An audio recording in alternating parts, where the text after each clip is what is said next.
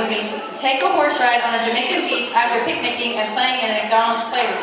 Her future plan is working to strive towards being a Dallas Cowboys cheerleader, so I can cheer for my favorite team every week.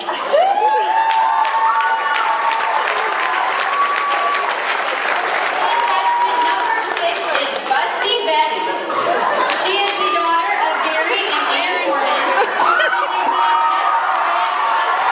Churchville and Sarah Winston. Her talent is weightlifting.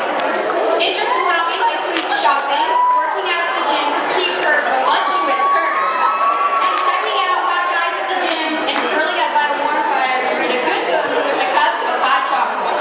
Her dream date is to receive a bouquet of roses on the long beach walk and be swept off of her feet by Channing Tatum and carried off into the sunset. Her future plans are to become a model or a fitness instructor, or maybe even both. Give it up for contestant number 6, Busty Betty.